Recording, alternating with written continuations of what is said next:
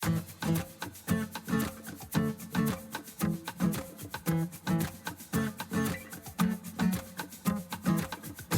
podcast is a quest for well-being, a quest for a meaningful life through the exploration of fundamental truth. Enlightening ideas, insights on physical, mental, and spiritual health.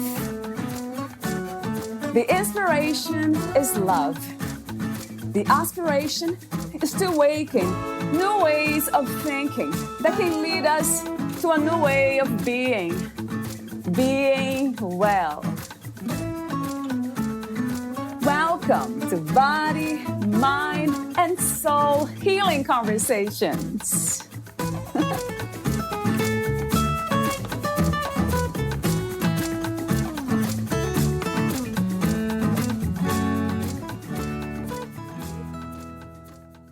As someone who grew up in the 60s and 70s and attended Woodstock, college protests, volunteered as director of Community Counseling Center, evac at concerts and festivals and the like, David Corbin still maintains a strong commitment to social change. His venue at this stage of his life is the business community, and that's where he is focusing his energies to making positive change. David's books, keynotes, and trainings are all about systems that foster peace of mind and productivity through personal and professional growth and development. They offer models for identifying values and mission and give procedures and processes for bringing them to life, acting in congruence with them at all times. Valeria Teles interviews David Corbin, the author of the Illuminated brand, Building a Culture That Remains Brandcentric, Even Under Pressure. David M. Corbin is a two-time Wall Street Journal best-selling author who has been referred to as Robin Williams with an MBA because of his very practical, high-content speeches coupled with real-life, entertaining, and sometimes side-splitting stories and applications. He is known as the mentor to mentors, as he's trained and advised, mentored, and guided many luminaries in the fields of speaking, consulting, entrepreneurship, and big business. A former crisis intervention counselor with a background in healthcare, he has served as a management and leadership consultant to businesses and organizations of all sizes, from startup businesses all the way to Fortune 20 companies like AT&T, Domino's, Kaiser Permanente, American greeting cards, as well as cabinet members. Additionally, as an entrepreneur and inventor, David was awarded the Innovation of the Year by Bank of America and presented in association with former Prime Minister Margaret Thatcher, Tom Peters, Secretary of State James Baker, Maya Angelou, and others. He has been featured in Forbes magazine, Inc. magazine, NBC, Fox, and was the host of the movie Pass It On. Last year, he had not one but two of his books make the Wall Street Journal list, a testament to the importance of his teachings. Meet David at davidcorbin.com. Here's the interview with David Corbin.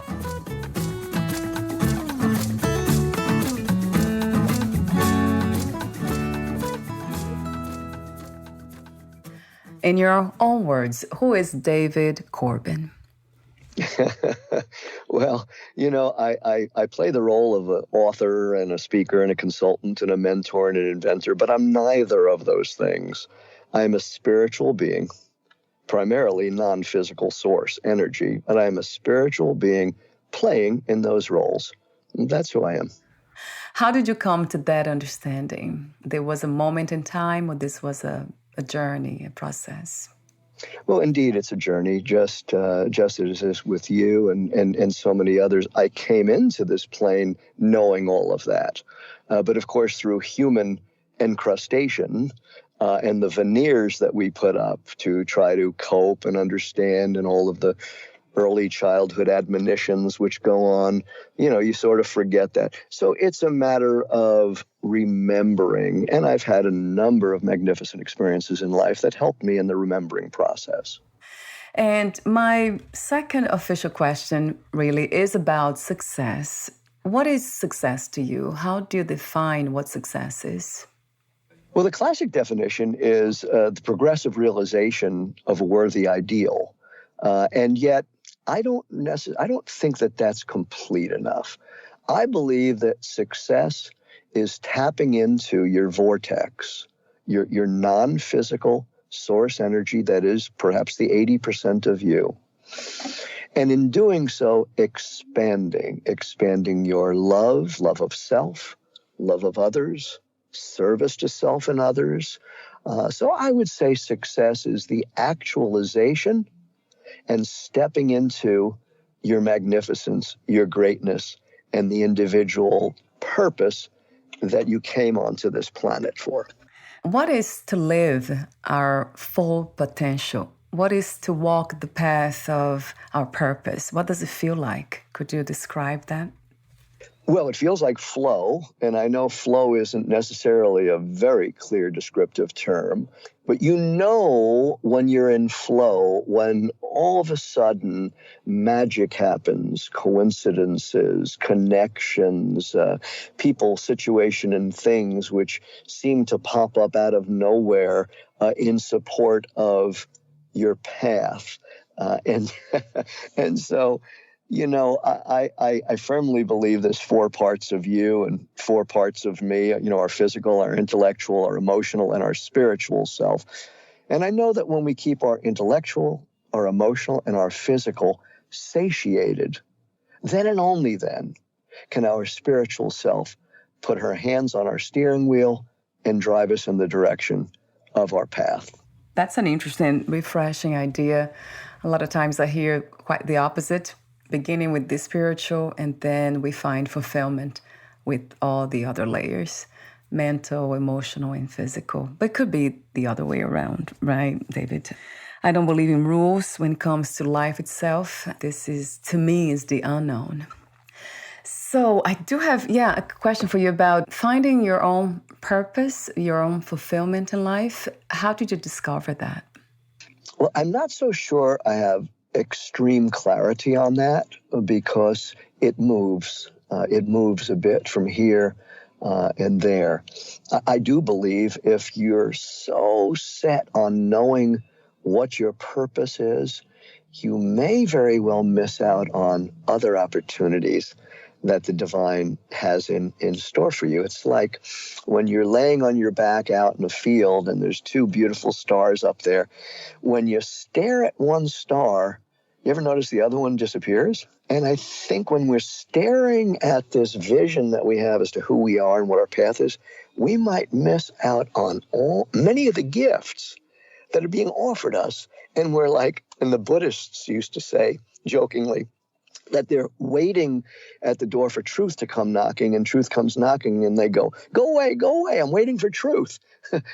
And so I never want to preclude for the opportunity of the divine to deliver me more passion, more purpose, more direction, more guidance, more expansion, because I'm so monofocused. And I see that from time to time.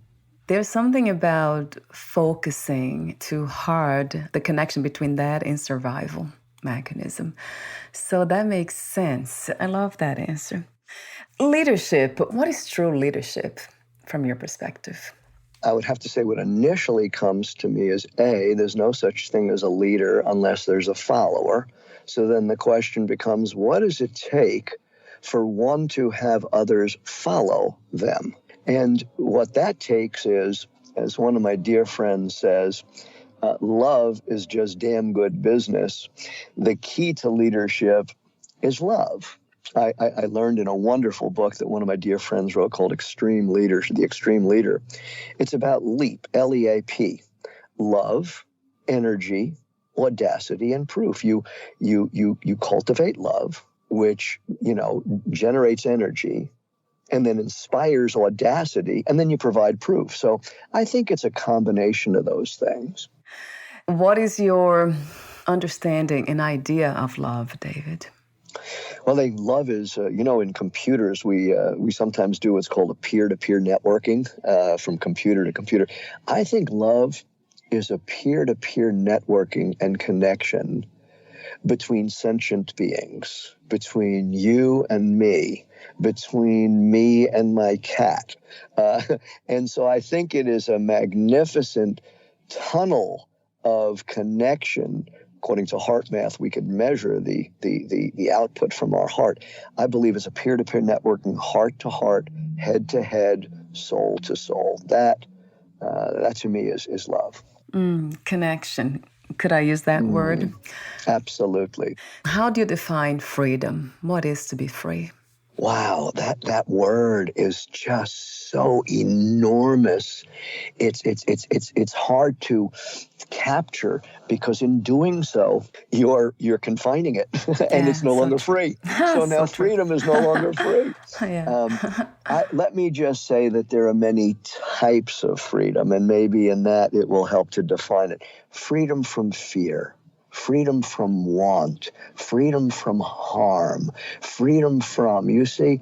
And so, freedom is a word like integrity. It's just so pious. It's hard to capture and really bring down. So I will say freedom from will I think help to, I know you're not supposed to define a word with a word, but I don't have anything better than that for you. When you say freedom from fear, that really resonates. And what is the antidote to fear, David? Love and connection. Knowing full well that the three big, fat, smelly lies that we often carry into this plane are not true. The first lie is that we're separate from source. The next big lie is, well, we're just not good enough. And the next big lie is that we are in total control of our destiny. And those are lies, lies, lies, lies. So when you get away from those lies and you step into the divinity, the Shivaya, the God within, that's love. Yeah, that's love, freedom, and everything else together. I love your wisdom. I keep saying that. It comes to me. Thank you so much for expressing that. What do you love most about being in a human body? Oh, what a wonderful question. This body temple is a gift. It is a gift from the divine, and I treat it as such. I know this. If I gave you a gift and you didn't open it, if I came to your house and I saw, oh my goodness, there's the gift, it's not opened, the ribbon is still on it, I would be very upset. Well, if the divine gives me a gift of the body temple and I don't take care of it, I don't open it, I don't nurture it and all, that's crazy. That's just crazy. And so I love my body. I marvel at it. I just came off of about 15 days of multi-trips to the East Coast and flying in planes and book signings and speeches. And my immune system went down and a virus came upon me. So yesterday I went and nurtured it with a bag of vitamin C and glutathione. Today I went with glutathione and an injection. So I believe in honoring the body temple, because if I buy milk and it expires before the expiration date, I'd be really upset. And how does the good Lord feel? How does the divine feel when we expire before our expiration date? So I take very, very good care of this gift. What is true power to you? Yes, I think it does go back to flow. I think it is flow. The license plate on this Jaguar that I'm sitting in right now says power, and it is flow. So we have unlimited power. We know that. We have unlimited power when we get rid of the veneer, when we stand with our feet in the lettuce and our head to God. We have enormous, enormous power. So power is being in flow, acknowledging, accepting, and embracing the downstream flow of energy that the divine has for us. I love that word too. And you mentioned earlier about it's almost an abstract idea, concept, the flow. But to me, it feels The way I can tell that I'm in flow is relaxation. When the mind and the body, they are relaxed. Doesn't matter what I'm doing or engaging with, then I know that's flow. Would that resonate, David? Relaxation of body, mind? It does. In fact, I was just the other day with Dr. Joe Dispenza. He was sharing some research that he'd been doing, and he had two neuroscientists at this conference that we put on. And yeah, in that regard, that meditation puts you in a state of connection such that all dis-ease becomes ease. Yeah. So you wrote the book, The Illuminated Brand, Building a Culture that Remains Brand-Centric Even Under Pressure. Talk to me about how you became a writer and why you became a writer, and what was the inspiration and intention of writing this book? Well, thank you. The intention is always to share good ideas, which I believe could support and fortify other beings. Otherwise, I wouldn't write a book.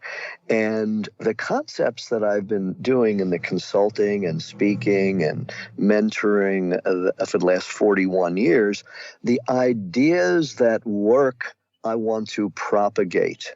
And much like if it were my last lecture, if it were the last lecture I ever do, I want to make sure that I drop it down and that you're picking it up. So there are concepts that I've used that have blessed so many and blessed myself in the process. And so that's why I write books about them to propagate. And I'll be going to Ireland, Northern Ireland, to do a TED Talk. And I'm hoping that message will go worldwide because I believe in these messages. So how did you become interested in entrepreneurship and invention, creativity, and doing what you do? Well, it started as a child. I needed to have money for holiday gifts. And so, I shoveled snow and I mowed lawns in different seasons. And I bought 6-packs of cheap soda and broke them up and put them in a garbage pail with ice cubes and sold them at Little League games. And so I've sort of been an entrepreneur since I was a child, and I got reinforced. And did more and more of it. And I then came to learn that, it's the entrepreneur that has built this great nation and will continue to. And right now I have a belief system that this great nation, the United States, is sick. I hate to say it, and I'm not a naysayer, but I think it's showing characteristics of sick. And I think the entrepreneur, which is why I travel around the world. I was in Cali, Colombia. I was in Mexico and Bulgaria teaching entrepreneurship because I believe the entrepreneur is going to take these great nations back. That's an interesting vision for the future entrepreneurship. It has a lot to do, it comes to me as knowing who we are and feeling confident within. Like, as you speak about the way you became interested in doing what you do, that came to me. Of course, we are always being influenced by the environment and being motivated to do what we do. But there's something about this force within that can shine and can go places in a very beautiful way. I love the title of your books, Illuminated. How did you come with that idea? What was the inspiration for that specific word to be part of the titles of your books? Well, it's funny. It was sort of through the law of contrast. My baby girl and I were watching on a VHS tape back then, a dancing bear singing, "You've got to accentuate the positive and eliminate the negative." And I realized that my most successful clients were not those who eliminated the negative, but rather who had the courage to illuminate the negative and shine the light on the elephant in the room and not sweep it under the rug. And that's sort of the etymology of that book. Now, I must say that it actually started when I was at a little party in 1969 called Woodstock with about 500,000 other kids. And a guy said to me backstage, "Man, like you're either green and growing or ripe and rotting, but you're never standing still." And I was 17 and I was like, what? But getting better all the time expanding all the time, which is the essence of Six Sigma today and total quality management, and then having the courage to face the shadow. Face the area that, well, gosh, I'm not so good at this, and yet my business talks to me and says that needs to be done. Or I'm not so good at parenting in this area, yet I know I need to expand upon that. And then you close the gaps between where you are and where you want to be by illuminating the negative, not eliminating it. What is your suggestion? Not to control, I don't believe in controlling anything. What are some of the strategies we can use to, let's say, overcome this natural desire to push away negativity? Yes, and I like what you say. It's not about control, it's about confronting. And so what I teach is, and I learned this from one of my mentors, James Baldwin, and he said, we can't solve everything we face, but we can't solve anything unless we face it. And I take it further and I say, face it, follow it, and fix it. You know, what are we not facing in life? Well, let's follow that. Where's that coming from? What's causing that? What's keeping it alive? Well, what happens if I follow it out into the future, unmitigated? And then I work to fix it, which is to minimize its power or to eliminate its power. Face it, follow it, and fix it. And that's the Illuminate model, as in my book, Illuminate, Harnessing the Positive Power of Negative Thinking. The last phase, fix it, as you call it. Would you say that understanding is part of it? What are the steps when it comes to fixing something that's there, unwanted? Well, there's quite a few, and I can't go into all of them, but I will tell you I developed something called meditation. Meditation, it's a combination of meditation and concentration. You see, in meditation, we're taught, well, when a thought comes to mind, have it move out of your system like a cloud across the sky. And I say, no. In meditation, you write down the issue, the problem, the conundrum, the challenge, whatever, on top of a piece of paper. And then you keep a pen in your hand on that piece of paper. You close your eyes, put yourself in a deep meditative state for about 22 minutes, and dwell upon the question atop the page and allow for the divine to work through you, as you, with you, through your hand, and without opening your eyes, write down what comes through. That's just one of so many techniques I teach in my mentoring. That sounds very spiritual, David. Is that something that you integrate and even talk about in your books, the integration? Absolutely. The spirit, I don't believe in spirituality. I believe we are spirituality. So it's not a distinction. You see, it's the Sanskrit says, soham hamsa. I am that I am. We are one. I don't have a life, I am life, right? I love that. There you are. Beautiful. Well said. So true. Yeah, that has been actually said by non-duality teachers. It's interesting. We say things to remind ourselves, but this has been out there, that wisdom, right? That we are the message, that we are life itself. There's nothing hidden, really. It's very obvious and very simple in a way. You remind me, for some reason, it comes to me, like when I hear, I'm listening to you, is Ram Dass. Really, for some reason. Do you know who he is? Oh, what a lovely compliment. Oh, I've heard him speak live many times. I was in Princeton, and then SUNY Buffalo, and I've heard him as Richard Alpert, and I heard him as Ram Dass a number of times. Yeah, you remind me of him. Oh, all I could say is I love you. That's the greatest compliment I've heard today. Yeah, he was, incredibly beautiful. Piece of life.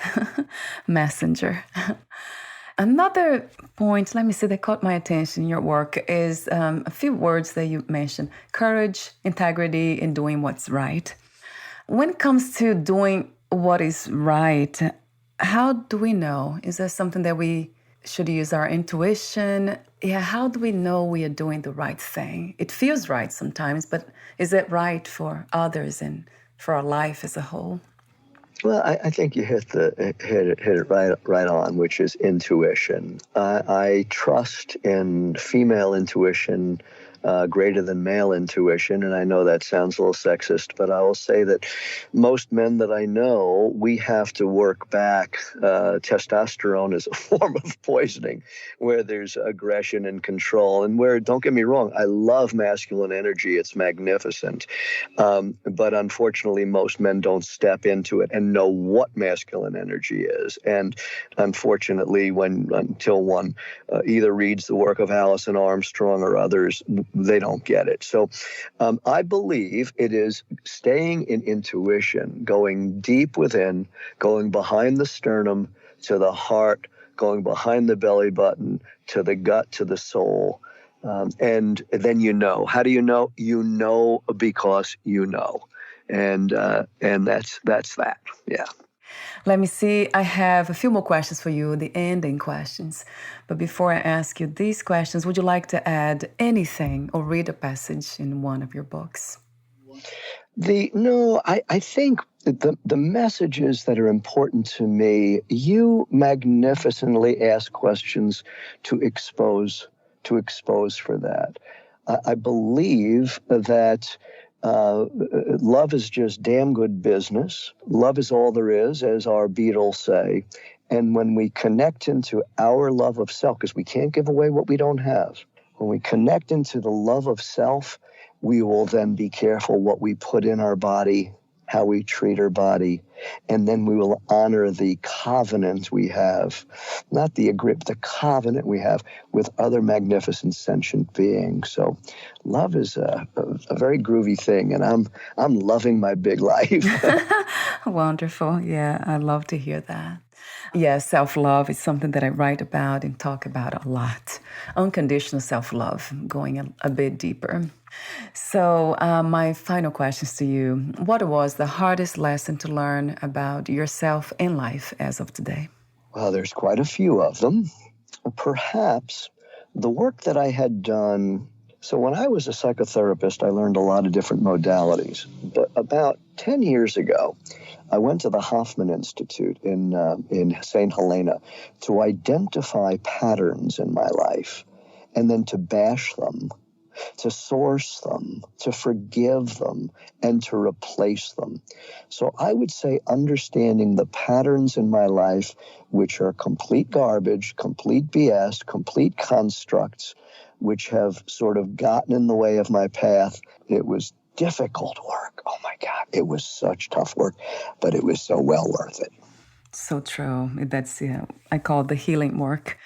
Do you find one method, healing method, more effective than others? Did you discover that by doing the work? Well, remember, in the quadrinity of the physical and the emotional and the intellectual and the spiritual, there's different work in different areas. And so on the physical work, my goodness, going to a naturopath, a board-certified clinical nutritionist, knowing what food my body wants and doesn't work was magnificent. Intellectual and emotional, going to the Hoffman Institute, etc. So, and then, of course, the spiritual, having been around ashram and been around magnificent goddesses in my life, girlfriends at the time, and now my beloved bride. Wow, I'm just a lucky, blessed guy. You very much you sound like it. And my other final questions. What is another word for life? Flow. If you knew you would die soon, meaning losing or leaving the body, would you make any change or do anything in a different way? I might make sure that there's plenty of food in the chicken coop because I want to make sure that my wife continues to get those magnificent eggs. No, Yeah. there isn't a thing. I don't think there's a thing I would change, love. Yeah, what a beautiful answer every time I hear. And my last question is, what are 3 things about life you know for sure as of this moment? The divine, which is the infinite wisdom, that is the source of all, the divine and our connection to it. The idea of self-awareness, self-love, connection with others, I would say that would be number 2. And I guess number 3 would be always asking, and expanding. Yes. Thank you so much, David, for your presence, the wisdom that flows through you, this universal, natural wisdom, the work you do, how you do it, and everything else in between that could be felt today. Thank you. And before we say goodbye, where can we find more information about you, your books, products, services, and future projects? davidcorbin.com. And anywhere you Google my name, David or David M. Corbin, you'll see some cool stuff on YouTube and the website. My invention is at rejuvenationstations.com. That's an incredible thing that's going on now. Rejuvenationstations, plural.com. It is a manifestation of entrepreneurship, spirituality, and service. Wonderful. I'll have those links on your podcast profile. Thank you so much again. Bye for now, David. Blessing.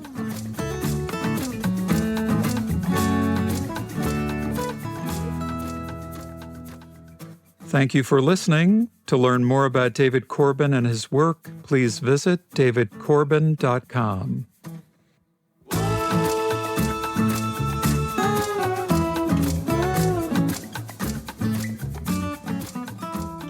To learn more about this podcast, please visit fitforjoy.org/podcast.